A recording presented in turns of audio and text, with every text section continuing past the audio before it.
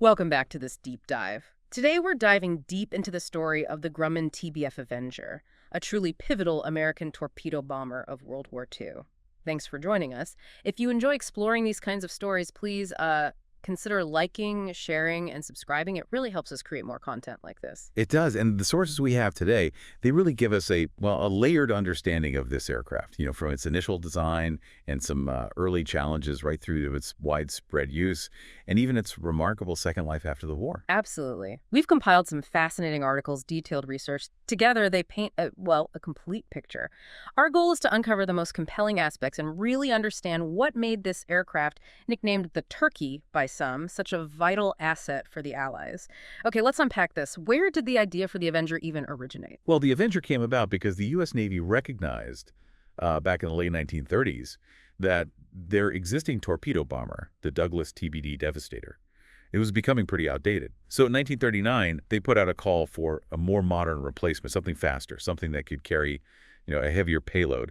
Grumman's TBF design was ultimately selected in April 1940. So Grumman was the primary force behind its creation, right? Leroy Grumman. Yes, Leroy Grumman is largely credited with the overall design. But it's interesting to note the contribution of Robert Hall.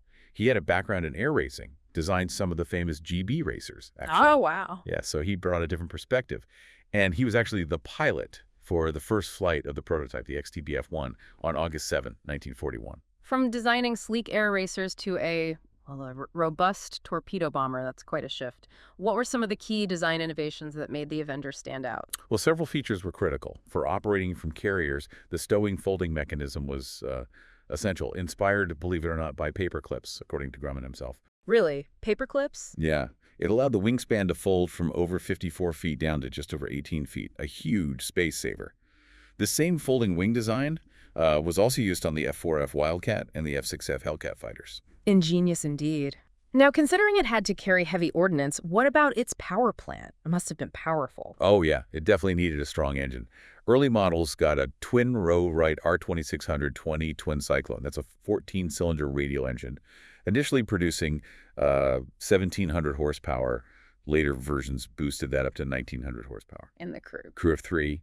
You had the pilot, a turret gunner operating a 50 caliber electrically powered dorsal turret, and a radio man bombardier ventral gunner. He handled a .30 caliber gun underneath. Okay. And the armament evolved. It did. Later in the war, for increased forward firepower, they replaced the single .30 cal nose gun with twin .50 caliber guns in the wings. So it was quite heavily armed for its role, and Yeah. sounds like it could carry a significant amount of weaponry, too. Absolutely. The Avenger had this sizable bomb bay. It could fit one Mark 13 torpedo or a big 2,000-pound bomb, or even up to 4 500-pound bombs. Plus, it could carry depth charges and mines. Showed its versatility, really. Versatile, definitely. And while it was known for being rugged and stable, some pilots famously said it flew like a truck. Ah, I've heard that. Yeah, well, it was definitely built to withstand damage and deliver a significant punch. That description, flew like a truck, it paints a vivid picture. It was actually the heaviest single-engine aircraft of WWII, wasn't it?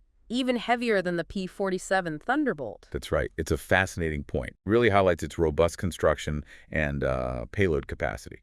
Now, when we talk about getting these into service in large numbers, Yeah. it wasn't just Grumman handling production, was No, it? not at all. The initial production, sure, that was at Grumman's plant in Bethpage, New York. But the majority, nearly 3/4, actually were manufactured by General Motors' Eastern Aircraft Division. Right, the TBM designation. You can think TBF built by Motors. They had plants in New Jersey and upstate New York. And the collaboration there is interesting, the whole auto industry meets aviation thing. Oh, absolutely. What's particularly interesting is how Grumman helped GM get started.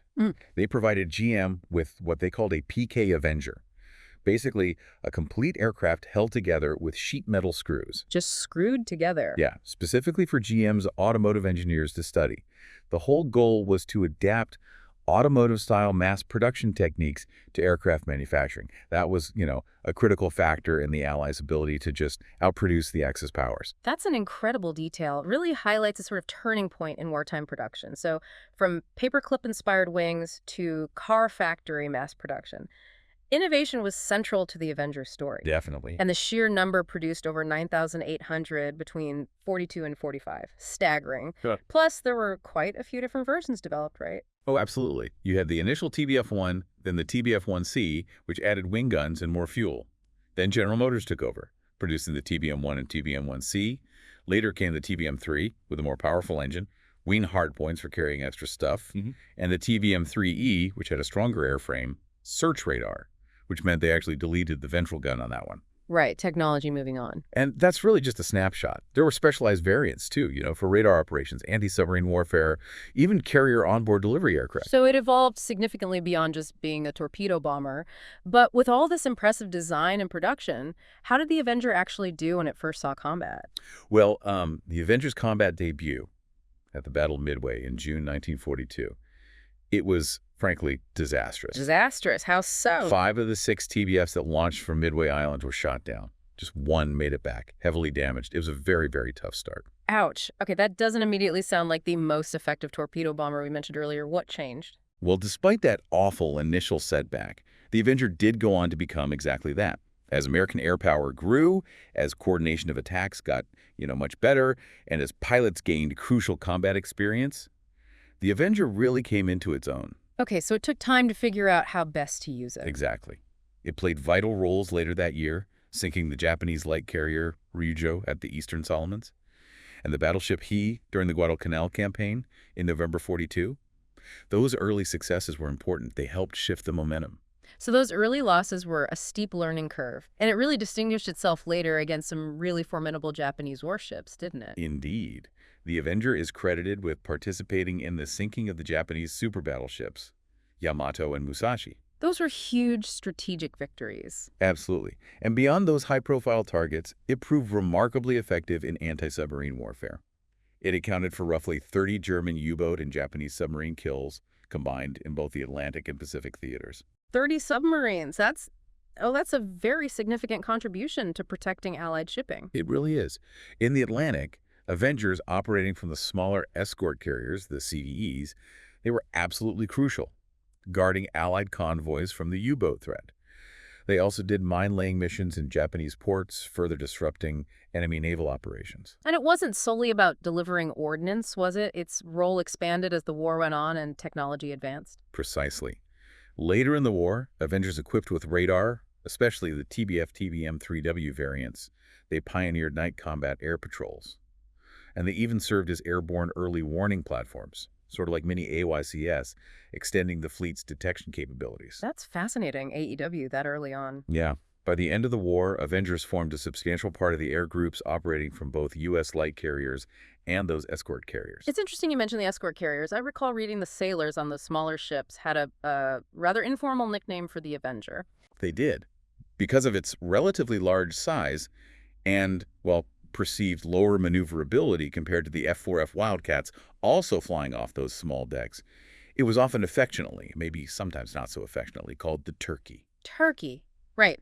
Well, nickname aside, it clearly proved its combat effectiveness. And speaking of adaptability, there were even considerations for using it in a role it wasn't originally intended for, like glide bombing. That's right. Experiments showed the Avenger could actually be an effective glide bomber, even though its design focused on torpedo and horizontal bombing. But interestingly, the Norden bomb sight, that highly classified system for precision horizontal bombing, it proved largely ineffective at the slant ranges often used in combat. Really? The famous Norden? Yeah, often it was primarily just used as an autopilot system by the Avenger crews. Huh. So from torpedo bomber to sub-hunter, early warning aircraft, even a potential glide bomber. A truly multifaceted career with the U.S. Navy. But its service extended beyond the American military, didn't it? Other nations used it as well. Oh, absolutely. The Royal Navy's Fleet Air Arm was a significant operator. Initially, they called it the Tarpon. Tarpon. Yeah, before eventually adopting the Avenger name. They operated several different variants, and famously, one Royal Navy Avenger was credited with shooting down a German V-1 flying bomb. A V-1 kill by a torpedo bomber. That's incredible. It is pretty remarkable. And post-war, they kept using Avengers for anti-submarine warfare until they were replaced by ferry gannets. The survivors actually went to the French Navy. And the Royal New Zealand Air Force. They found a rather unique peacetime application, didn't they? Something with farming. They did. While the RNZAF primarily used Avengers as bombers in the South Pacific during the war, their post-war use is particularly noteworthy. They were pioneers in aerial top dressing. Top dressing, like spreading fertilizer. Exactly, using Avengers to spread fertilizer from the air. It was a development that had a transformative impact on agriculture, not just in New Zealand, but globally. From dropping bombs to spreading fertilizer, that's quite the transition. Very productive. Quite the swords to plowshare story. And Canada was also a significant post-war user, wasn't it? Yes, the Royal Canadian Navy became one of the primary post-war operators. They acquired 125 TBM-3Es, and they heavily modified a bunch of them, 98 of them, actually, for anti-submarine warfare. They added advanced radar, electronic countermeasures, even a MADI boom that's magnetic anomaly detector, a long sensor sticking out the back to detect submerged subs. Wow, specialized gear. Very specialized. They eventually replaced them with the Grumman S2 tracker, another Grumman product, and shifted the Avengers to training roles before finally retiring them in 1960. So a long and diverse service life across multiple nations and roles, and its adaptability didn't stop with military use, right? Civilian life beckoned. Not at all. After being retired from military service, Avengers found widespread civilian use, particularly effective as spray applicators for agriculture and as water bombers for fighting forest fires. Water bombers. I can picture that. Given its size and payload capacity, it makes sense. Exactly. Force Protection Limited, in the Canadian province of New Brunswick, operated the largest civilian fleet of Avengers for many years. They finally retired their last one in 2012. 2012. That's relatively recent. It is. And it's wonderful that so many have survived and are actively flown today as warbirds.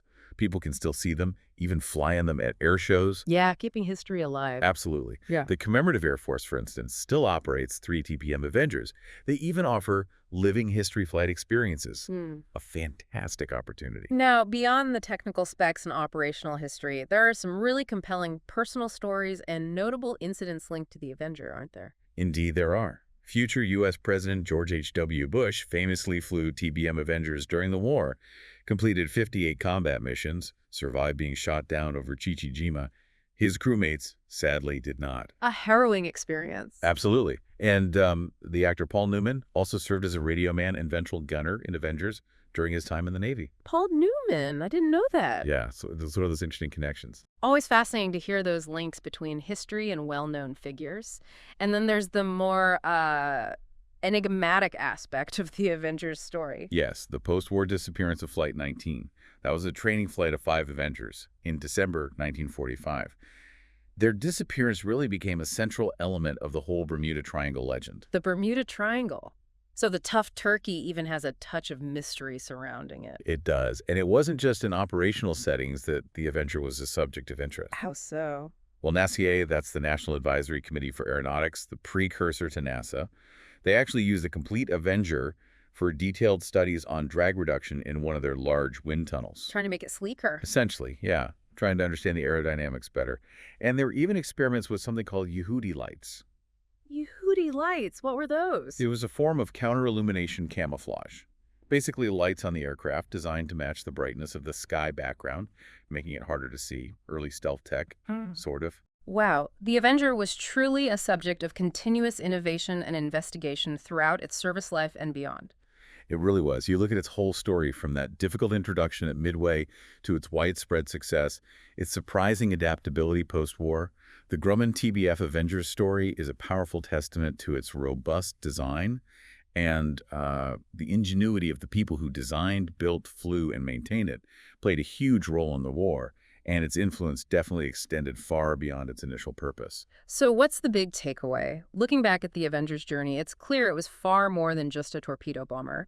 It was a versatile workhorse, a resilient survivor, and a crucial contributor to Allied victory in World War II and beyond. The tough turkey definitely earned its prominent place in aviation history. We really encourage you, our listener, to delve even deeper, look into the specific battles it fought in, the personal accounts of the air crews.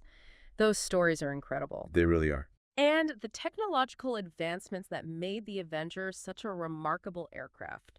What aspects of its story resonated most with you? What further questions do you have? Maybe about its design, its impact in different theaters, or its, enduring legacy. It's a story with so many layers just waiting for further exploration. Thanks again for joining us for this deep dive.